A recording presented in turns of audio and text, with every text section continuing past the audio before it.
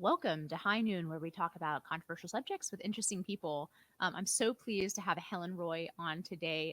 Again, I love talking to Helen, and we've talked about a number of subjects in the past, but I wanted to have her on specifically to talk about an article that she wrote in The Blaze, which you can check out on that website. And it's called From Boom to Bust: The Truth About Millennial Malaise. Although it is really about boomers. And yes, we're going to have the boomer conversation today.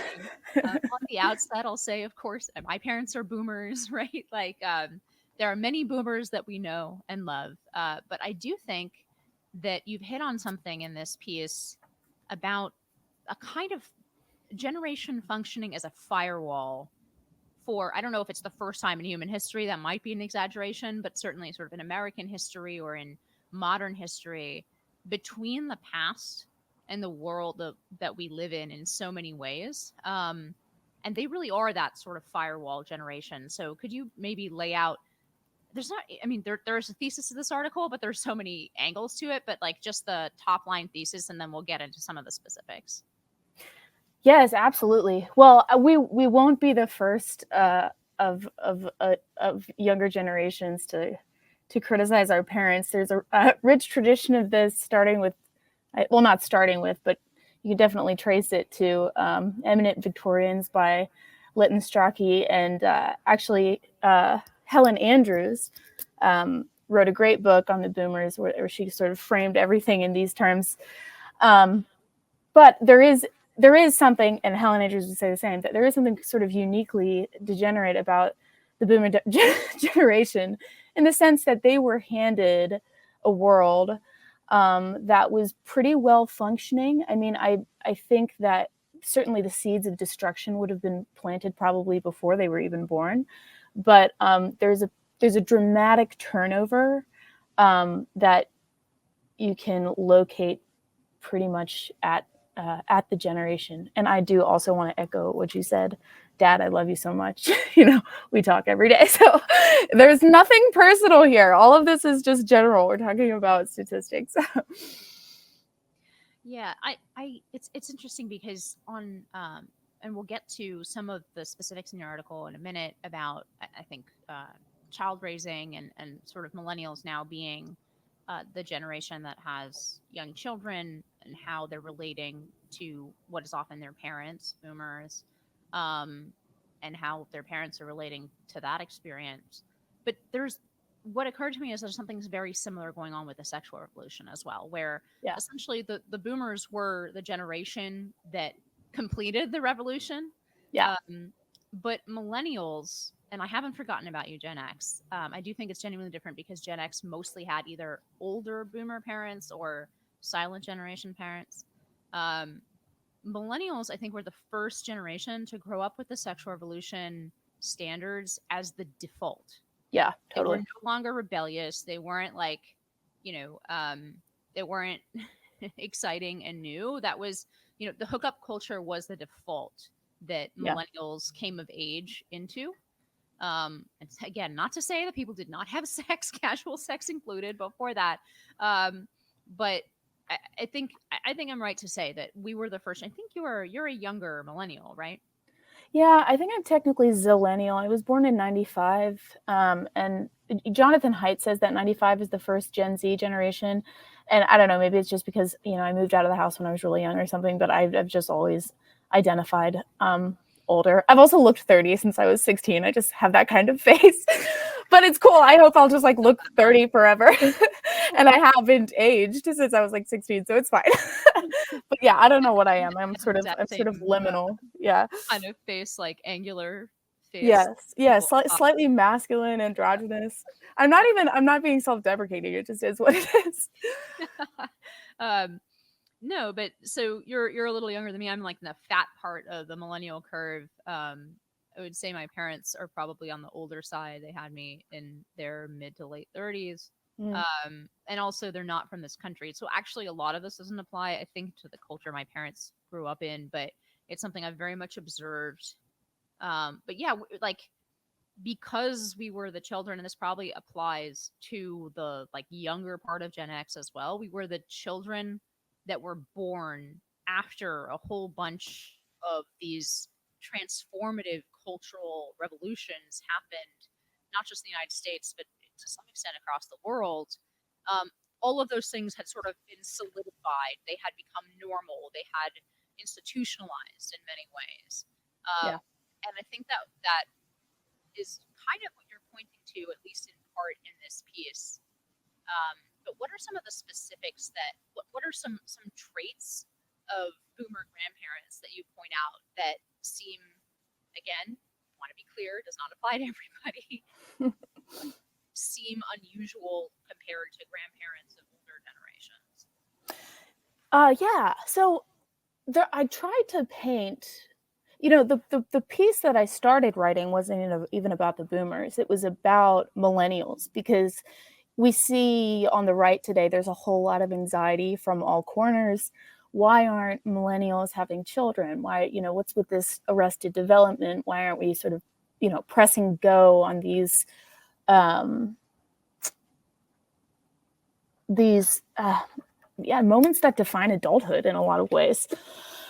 And so I started to just think about that and try to get beyond the partisan representations of why that is. And so, the left will often, and I think correctly, cite all of the economic headwinds that millennials have faced uniquely. The housing market is not what it was for our parents. That's just when it comes to, wages versus the value of a home, and how much of your wages it takes to get into a home and put a down payment on a home. That is a totally novel situation. Well, not totally novel, once again, like history is long. But in terms of our recent history, we're in a worse spot than our parents were.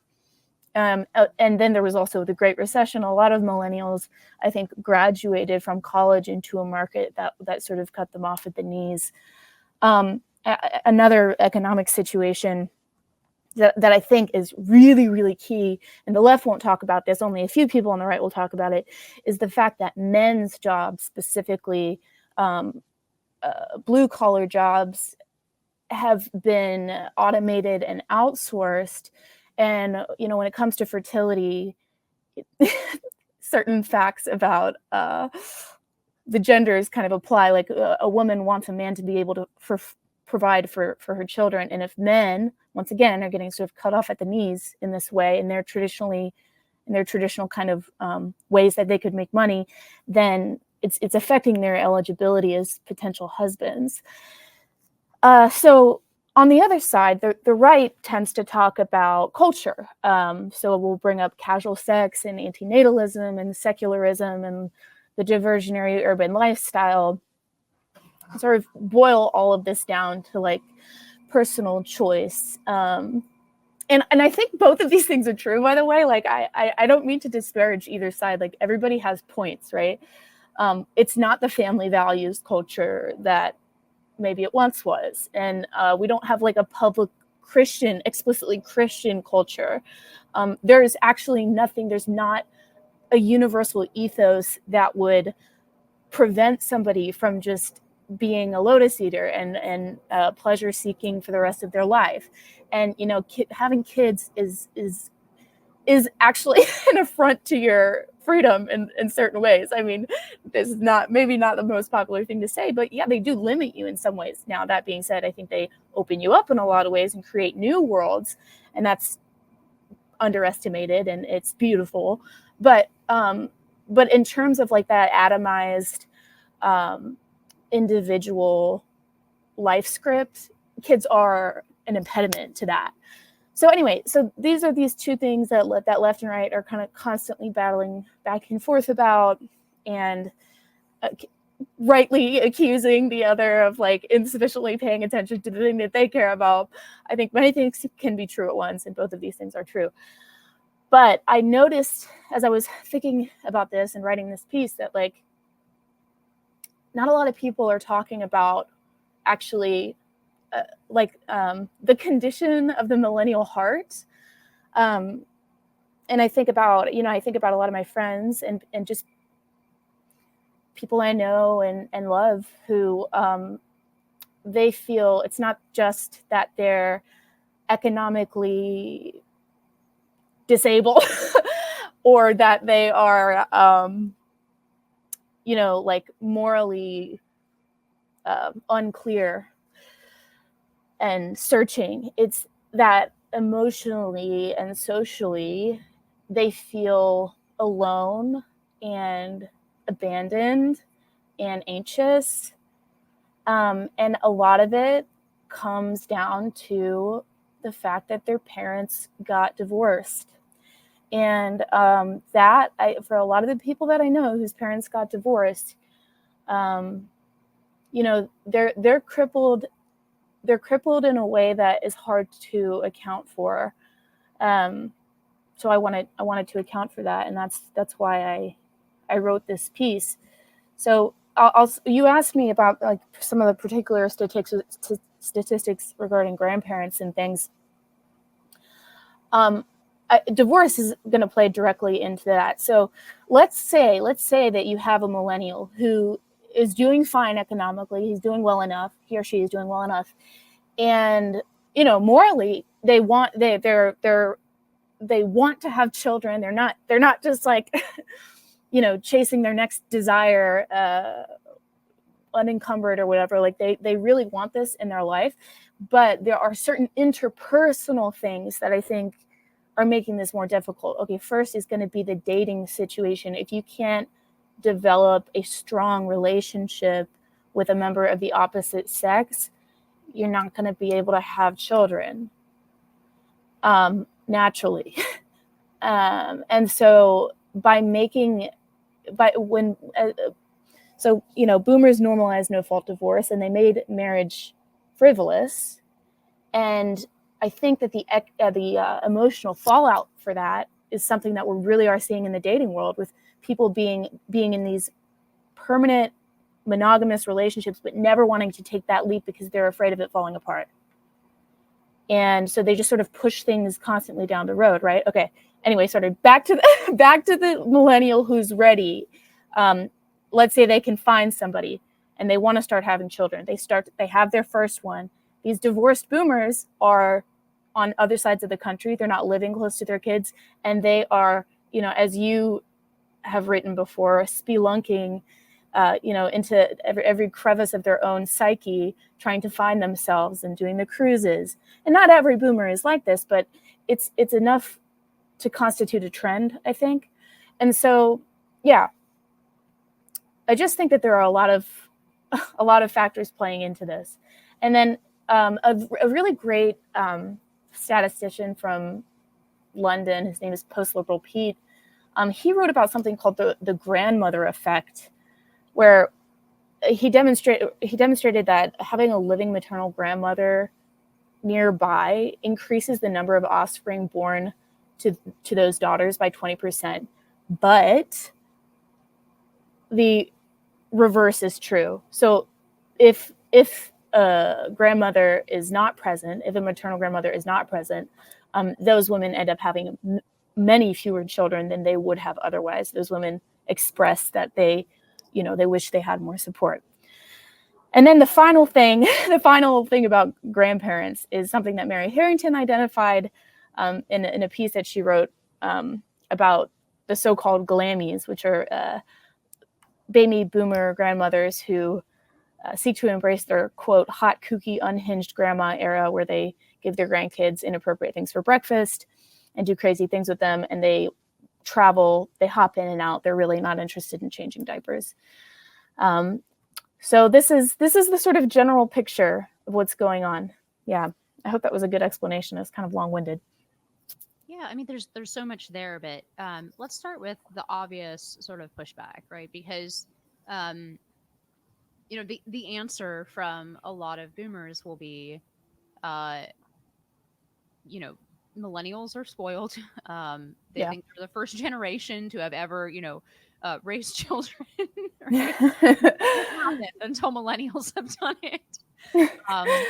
And actually, I think the two generations, my own and boomers, I have similar critiques of both generations, in the sense they serve these two huge population bulges in the American fabric, and we are definitely on our way to being the new boomers, right? And I think you saw this changeover in the Super Bowl a few years ago, where we had like Oh yeah.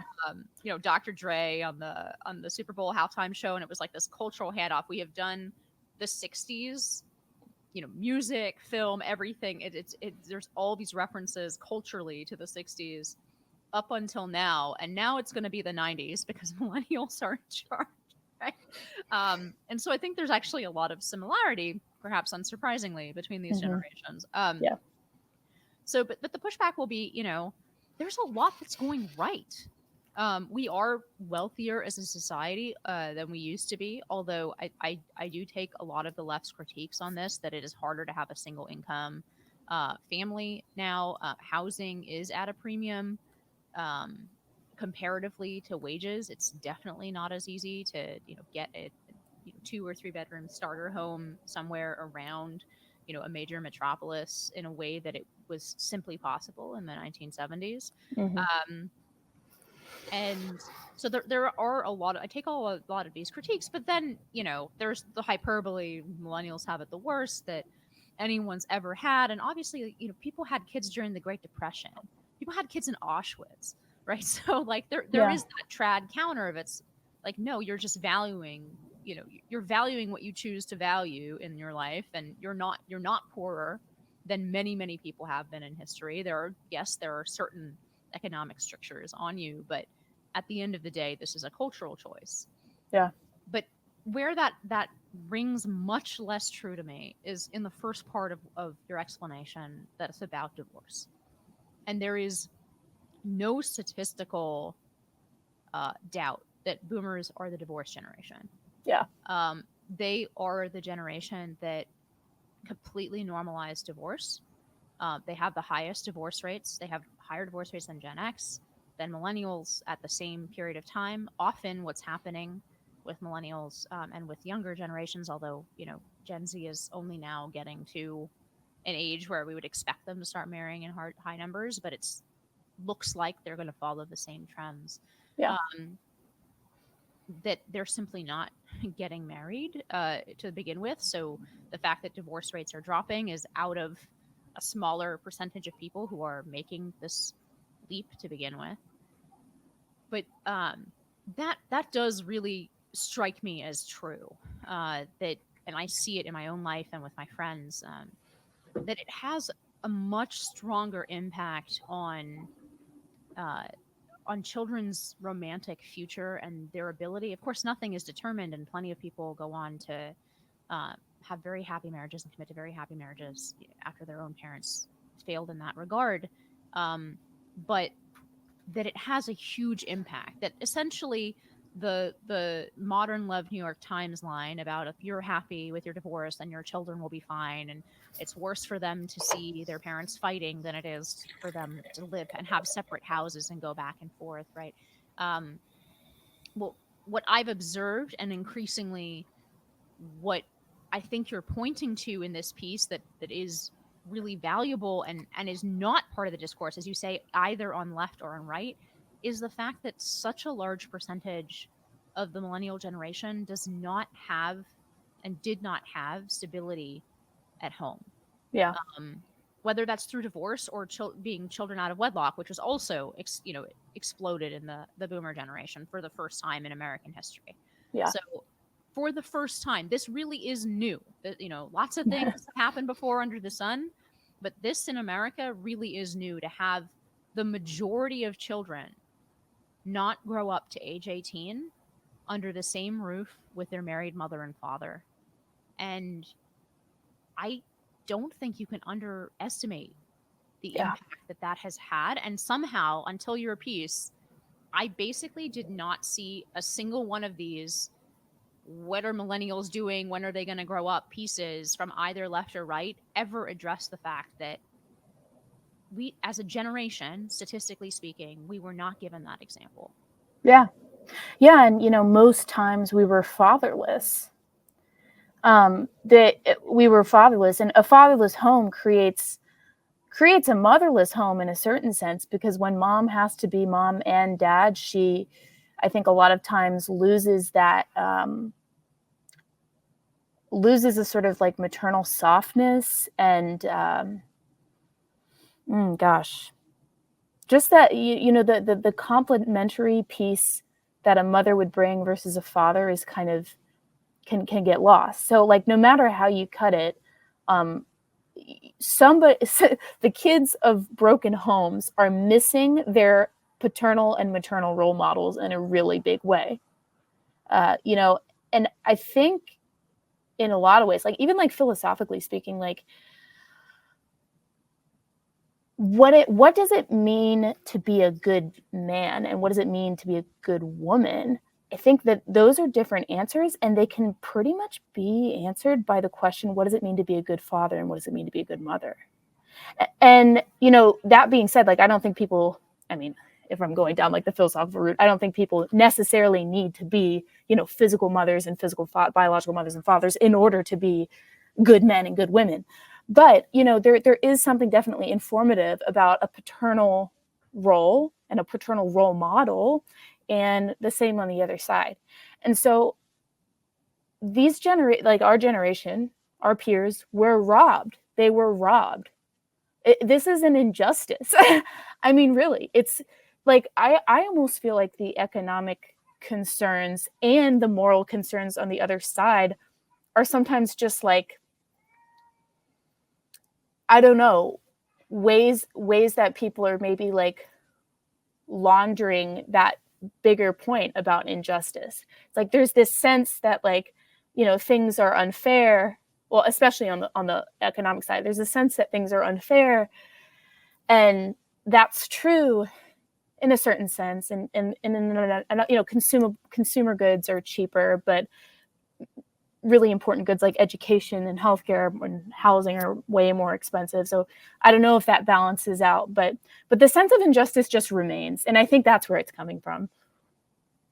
So I had Mary Eberstadt on about a year and a half ago. Love her. Her book, Primal Screams, which Yeah. did actually change the way that I looked at some of the fragility behavior of my generation and then the generation coming after, Gen Z. Really it transformed some of my contempt into pity. Yeah. That really part of this fragility is not an act. And yes, part of it is parenting choices as well, in terms of like not allowing kids independence and not allowing them to test their boundaries. But a large part of it is not having the security in the family unit that was the norm for sure most of American history, most of Western history to a certain extent, especially like post-Christian Western history. And that's not a small thing. Like that's not a small thing to have transformed the relationships between the sexes, the permanency or lack thereof of marriage. And to be clear, this is not. It's obviously the case that plenty of people had bad marriages before no fault divorce became common and normalized. But from a lot of children's perspective, uh, that was still a more stable situation than the one that a very large percentage of millennials grew up in. And I was glad to read this because I thought, this is not being, this is simply, it is such a huge overarching factor. And yet, as you say, we're either talking about the lack of adherence of millennials to trad values, which I talk about, guilty, I talk about all the time, and I think is worrying. Or we're talking about millennials being the most economically screwed generation ever, which, as you say, there's some truth to, some not, right? And neither of those things have the full explanatory power. They're both true to some extent, but when I look around me at my friends and what had more of an impact on their decisions, for example, not to get married or to delay serious dating or to delay forming a family, a lot of it has been that they're worried about the fallout. They're worried about the collapse. They don't feel like sort of confident and stable and comfortable in relationships, or they seek to sort of fix certain elements of their own families and the way that they date, which can be its own problem. And look, I'm the last person to get sort of Freudian about any of this, or to get circumspect about the psychological impact. I'm very skeptical about psychology as a discipline. I'm especially skeptical about the way it's practiced today. But just on a fundamental animal level, we have a generation that a large percentage of which just did not learn, to use Mary Eberstadt's words, did not grow up in the normal human environment, because the normal human environment was to have mother and father under one roof. Now, we can talk about pre-Christian norms and the ancient world, and sometimes that was in a harem context. But still, like, what we have now and what the post 1960s world has looked like is different in this very fundamental way from the way that virtually every society has looked before. And there are a few, sort of anthropological exceptions, but the vast majority of societies have not looked like this. And we are essentially 2 generations into an experiment that Yeah. has never been run. Right. Yeah, I think there's something really, really important about not giving up and not having giving up being an option. As a Catholic, that's pretty written into our faith culture. It's like we don't sign prenups because this is it, buddy. Like, there is no divorce here. And that, all of this has its downfalls, pitfalls, and problems, and you can always find somebody who's in a horrible abusive marriage and they should separate. But I think one of the things that we've inherited from not just divorced parents specifically, although that too, but the culture of divorce, is this attitude that giving up is okay. I think I will also get psychological for just a second, even though I don't will necessarily love to do that either. But I think that introduces a baseline fragility that makes it impossible for people to have good relationships. Because if you can just cut and run, and if you really think it's okay, and if you in your mind you've rationalized and minimized all of the consequences of cutting and running, that I think just psychologically does something to people that just makes them more flaky, and makes that, in a certain sense, atomization is a revealed preference. Human beings, we kind of do have to force ourselves to recognize the goodness in community and to choose it, and to actively choose it every day and pursue virtue in the context of a community. And I think divorce absolutely throws a wrench, no, a knife into the heart of that community, into the most fundamental unit of that community. And it just makes everybody involved less capable of being a virtuous citizen, full stop. I think it's interesting. So you say, like, chosen, that it's a revealed preference, that atomization is a revealed preference. And I very much agree, because it is one of those things that we're realizing was really important about unchosen bonds. Now, marriage has never been, in modern America, an unchosen bond, right? But it had that element of lack of choice afterwards. Yeah. But the other bonds, the other community bonds, family bonds, to some extent, like obligations, interlocking obligations, those were not chosen. Those were duties that you were born with, and you had to honor. And yes, of course, there was some small percentage of people who didn't honor them, but that was very much discouraged and shamed in the larger community. And it turns out that when you give people the psychological option, as you say, to leave communities and to make it a choice, there's almost always a moment in all just about everybody's life where that would be preferable, right? My parents have been married for a long time, and I know several other couples who are in their 70s or 80s and have been married since they were in their 20s, and I don't know a single couple that made it that long that did not have a time where, had they been given the choice between being with their spouse and not, they wouldn't have preferred to be not with them. I just don't know. I mean, I know that sounds like a very unromantic thing, but I have never experienced knowing a couple in their 70s that made it all that time without at some point preferring to be separate from each other. But the difference is they just didn't do it, right? Yeah. They lived through those periods in their life, without splitting the marriages.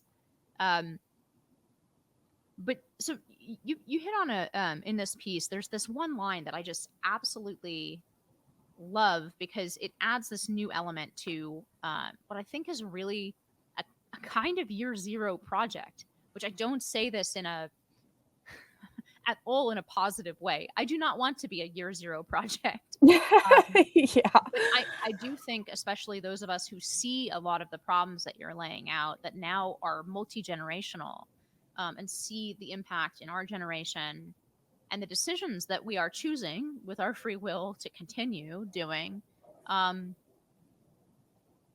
there is this sort of restorationist impulse, or this ability. We feel that we need to start somewhere and build up some community. I mean, I feel like at this point left and right recognize what a problem atomization has become. Yeah. And the solutions are different, just like the analysis for why we got here is different, but everybody recognizes it as a problem. And so we now find ourselves, people concerned about this now find ourselves in this sort of building phase. And you have this great paragraph. So you say, what remains of a robust civic life are two options: extremely expensive, high demand private. Actually, I'll get to that part in a minute. Let me skip ahead for a moment.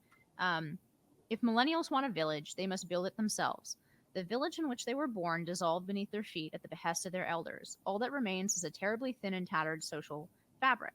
Rebuilding everything from scratch is a pretty overwhelming prospect for an unprecedentedly mentally ill and lonely generation. Ultimately, the generation must exercise radical acceptance and responsibility in order to move forward. Um, but so you're describing essentially a year zero project. So Yeah. what are you seeing among your peers, your friends? How are people building this? Because I completely agree with you that, at least personally, but I know this is a generational observation because I see it all around me. And then, Yeah. of course, we add to that with the statistics about, family size, about divorced parents, about marriage or lack thereof, and children or lack thereof. By the time millennials hit 45, we will have the highest percentage of women ever in American recorded history hitting 45, unmarried and childless. Mhm. So, given all of that, what are you seeing in your peer groups or in your circles that is an attempt to reconstruct something like a community that we really weren't bequeathed? Yeah. That's a great question. So I will start by talking about a role model of mine. Her name is Lane Scott. I had her on my podcast recently. And everybody go listen to that. But no, it was one of my favorite episodes. It's entitled "The Absolute Necessity of Female Friendship." And Lane is, I think, maybe technically an elder millennial, and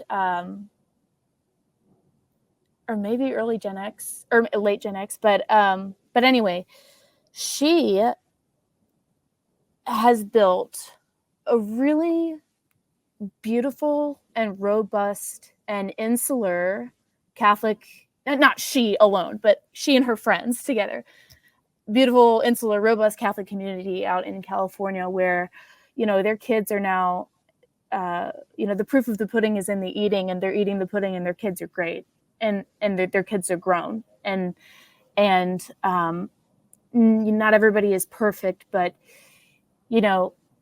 that end result of capable, happy, smart, and socially adept and economically not retarded kids is like, that's what we want, right? Because that's the thing that we feel like we I don't know, we maybe squandered, or like we didn't become. That's the ideal that we didn't reach, maybe.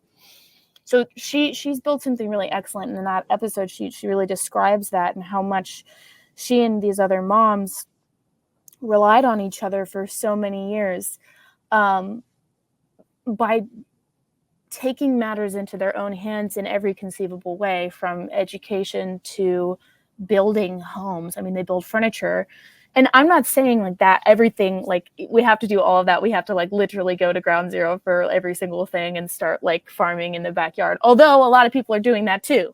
And I did ask on Twitter, one of my most popular, unpopular tweets is homesteading the millennial midlife crisis. That is a way that I think the millennials are trying to rediscover what it means to be human, by taking matters into their own hands and learning and developing a discipline and habits of life that are simple and straightforward, and are definitely a boon to your mental health, but also create community in these ways. So anyway, Lane is a great model for that. Me personally, I'm just trying to do what she did, but I'm much far behind her. My kids are really little. However, I have amazing friends, just wonderful friend groups. And I work, I'm a stay-at-home mom who also works, but I structure my days around our community. So from 9 a.m. to noon every day, I'm doing something involved in building our little community of friends. And that's just how I prioritize it. And you can, I'm gonna like shamelessly self-promote another time. I recently wrote a piece about that called The Art of Time Blocking, where I described how I like get everything done in a day, but while also like prioritizing this very, very key component of a happy, good life from the Aristotelian perspective, which is community. So anyway, there are a lot of different things that people are doing. I think especially Catholic world is full of these people. I know a lot of Orthodox Jews are doing the same thing too. A lot of evangelical Protestants are doing the same thing. A lot of high church Anglicans are doing the same thing.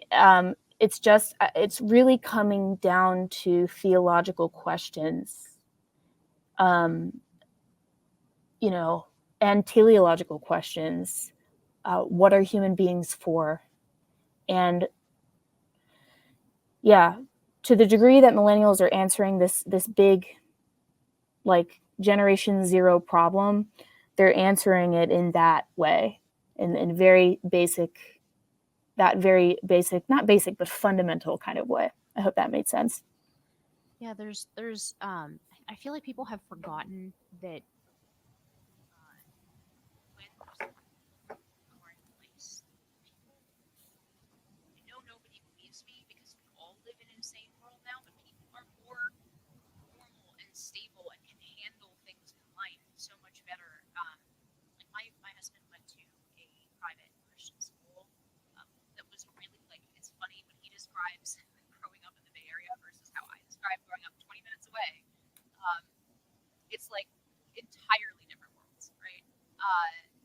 But his school was not, I mean, it was a private school, but it was one of those many, which a lot of people have it in their heads that private schools are expensive. The average private school in America has tuition that's substantially under the full expenditure in local school. So this is one of those schools, not an expensive Tony school that sends people to Harvard. What it is it was essentially a working and middle class school, Christian school. But what it was a throwback in terms of a lot of the cultural and family formation stuff. So, he remembers having, like, they remember the one or two kids in their whole school who had divorced parents. Like, it was notable. In my public school, I only had one other friend who didn't have divorced parents by the time I was in high school. Yeah. And just like on every, they also had more kids. Those families were bigger. My norm, my husband was one of only a handful of only kids, whereas my school, it was not unusual at all for me to be an only child. I would say it was nearly evenly split between 1 and 2 kids in the households, and then the Jewish kids had 3, right? 2 for us, 1 for the tribe. The Jewish families. That was, the Is Jewish that a thing? family. That's so funny. Yeah. So, you know, it was just a very, very different environment. And I look at how a lot of Jarrett's peers turned out, and like every one of those ills that we take for granted, especially in the working classes of America, is so much lessened in the graduates of those schools. Now, not because they all went off to do some, very lucrative thing, or they all, they conquered the world, but most of them are married. Most of them have, several kids. There isn't a lot of divorce in that generation either. They all work steady jobs. A lot of the girls, the women stay home, right? Even though it's difficult to do in the Bay Area, but some of the women work as well. But they hold normal jobs, 9 to 5, 9 to 6, right? They put food on the table, and they have these stable families, and there's much less catastrophic drug use that has become the hallmark of sort of the white working class in America, right? The deaths of despair are not happening, and I'm not at all like saying that their lives are perfect, or that they don't have problems, they don't have relationship problems, things don't happen, like that they don't have stresses in their lives, but that fragility and that constant anxiety doesn't exist on nearly the same level in that cohort. And it really is kind of a control group. Like, you can raise people in the modern world who are not insane, at least as a baseline, right? Yeah. Maybe life will make you insane at some point. For sure. But you can have kind of stability as a baseline. Before we wrap up here, I want to talk about the role of institutions, because there is this dual thing, and you do point to this in your piece, right? If we're the generation zero on a lot of these things, we didn't inherit the village. We're trying to build it in various ways. There's this huge barrier to that as well, and this very like big isolating iceberg, which is the fact that the institutions have completely been corrupted and collapsed. Right. It is no longer, and I think since 2020, that's become clear to the vast majority of parents, the number of places that you can now trust to send your child to interact with other children, to meet other families, is small. And you cannot trust the local public school the way that it was possible for I don't know, in 1970, it was possible for parents to do that, right? For the most part. You can no longer trust a local library, because everything is so ideological and aimed specifically at children. And it comes to institutions for adults as well, right? We have the collapse of civic clubs, for example. Yeah. And something actually that the boomers didn't destroy. This is all on us. The boomers are the last generation that are going to the Elk Club, right? And so you have the collapse of civic clubs, the collapse of attendance. You mentioned, 18 different denominations for religion. The collapse in church attendance that did start with the boomer generation, that continued through their children, Gen X, and then millennials. So like all of these institutions are either foreign to us, or are so untrustworthy as to not perform the kind of communal function that they once performed. And that makes doing what your friend Lane is attempting to do much, much more difficult. Oh, yeah. Where do you find your people? Where do you find your little tribe of relatively like-minded people who are concerned about a lot of these trends and want to reverse them? I think a lot of people in our generation feel lost about that, myself included, feel unable to rely not just on an inherited village in the sort of personal or family sense, but we can't even rely on the basic institutions anymore. Yeah. They're all like turned inside out and teaching that men and women are identical. Yeah, and also just, I mean, that would include like public transportation. You cannot rely on anymore. And I'm not even talking about the trains running on time. I'm talking about people pushing you in front of them. It's it's disappointing and it's sad, and I think we have to acknowledge this and be honest about it, and add it to the litany of things that are going to make life hard for a generation that has to build from nothing. But, and maybe this is just a personality thing for me, but I think that complaining is pretty useless. I mean, I think acknowledging legitimate injuries and addressing them is a matter of justice, and that needs to happen. But I think there's this tendency, especially online, right and left, to find your pet explanation for why things are the way that they are, and just sort of rely on that as an explanation for why you aren't where you want to be. And not you personally, you generally, obviously. But I think just I don't have an answer for the public institutions. I mean, I feel like that has to be left to the politicians. Bukele is doing a great job with that. We need to imprison a lot more people, and maybe that includes people who are like pushing pornography toward third graders. I don't know. That's another question.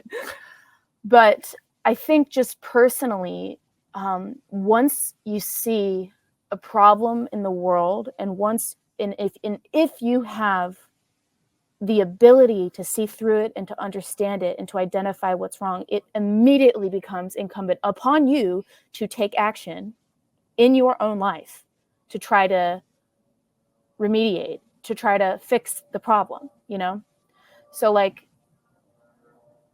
yeah, this is not, I don't know. I kind of like don't have a political answer to this anymore. It's just all kind of personal, but that's powerful because these personal, I mean, it was a personal decision for Lane, when she recognized, when she, had her conversion and recognized what was good in life.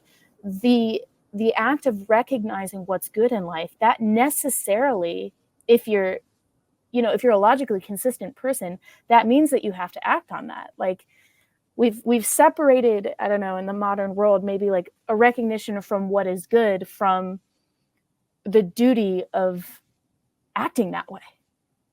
And so, yeah, I just think that, like, when it comes to this question, maybe, okay, what we can ask, and I wouldn't have written this piece if I didn't think it was really important to identify, hey, maybe this is why things are the way that they are.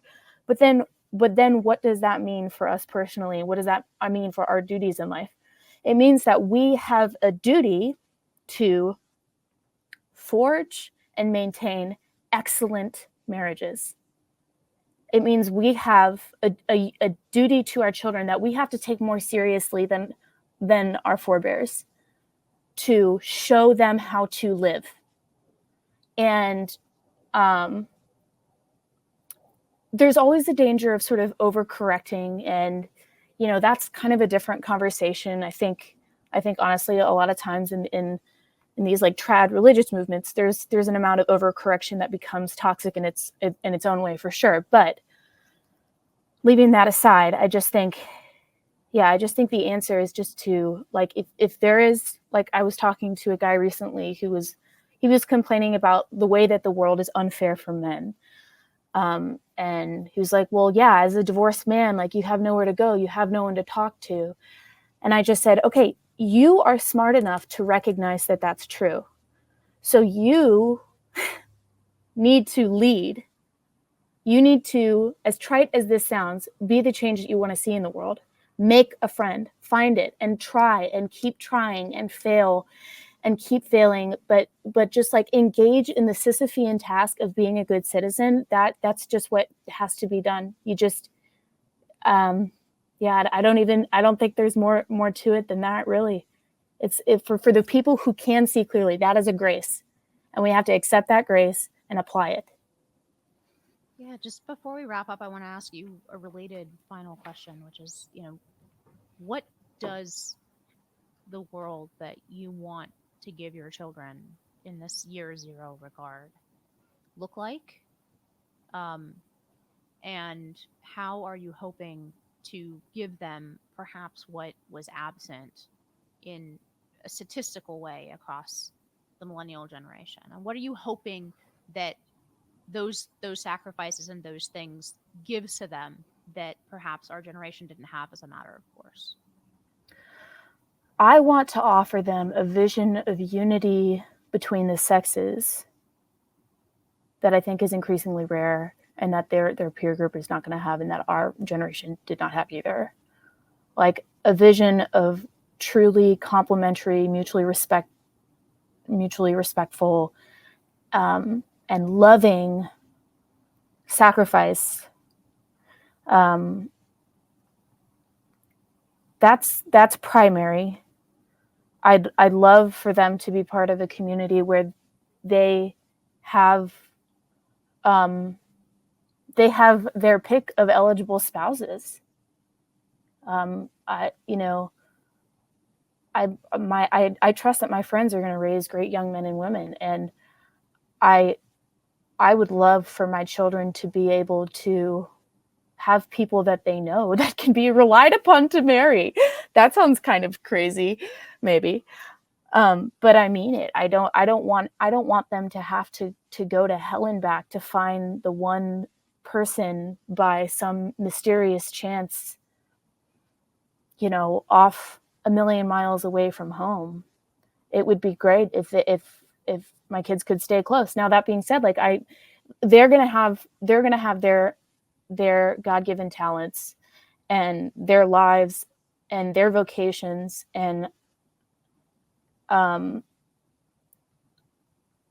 that could mean a lot. Okay, but just in terms of what I can provide them, yeah, I think it would be that vision of marital bliss, but sincere and yeah, just real, like ups and downs, but stability. And then also like such a solid group of friends that they won't feel like a lot of people in small town America might feel, which is that there's like something essentially missing that they can't get in a big city. Just like an educationally, culturally, and socially robust environment where they can thrive. Well, on that note, Helen Roy, thank you so much for coming on High Noon. Could you let people know, besides the Blaze, where people can find you? What's the name of your podcast? All that stuff. Yeah, absolutely. Thank you so much for having me, Inez. I really love that you liked this piece, because you actually inspired it in a lot of ways. So, anyway, yes, I'm Helen Roy. I host a podcast called Girlboss Interrupted, which is about womanhood in the modern world. And I write Ladies Late Rome Journal on Substack, which is a mix of cultural commentary and also practical guides, things that I have learned in my journey that I think can help, especially new moms or new wives, people who are hoping to build the kind of community that I have just talked about here. Well, thank you so much for coming on, Helen. I really recommend that people read this piece at the Blaze, and then read your other work. I think it's very it's almost anthropological in a way, but it's a sort of anthropology that we're doing here. Yeah. Which I guess is very much in line with the stereotypes, we've been trashing the boomers, very much in line with the stereotypes Yes. of millennials as being completely narcissistic and self-absorbed. We're So doing true. a modern anthropology of generations. Check out Helen Roy on Twitter and on her Substack, and read her work. So thanks so much, Helen, for coming on. Thanks, Inez. And thank you to our listeners. High Noon with Inez Stepman is a production of the Independent Women's Forum. As always, you can send comments and questions to inez.stepman@iwf.org. Please help us out by hitting the subscribe button and leaving us a comment or review on Apple Podcasts, Acast, Google Play, YouTube, or iwf.org. Be brave, and we'll see you next time on High Noon.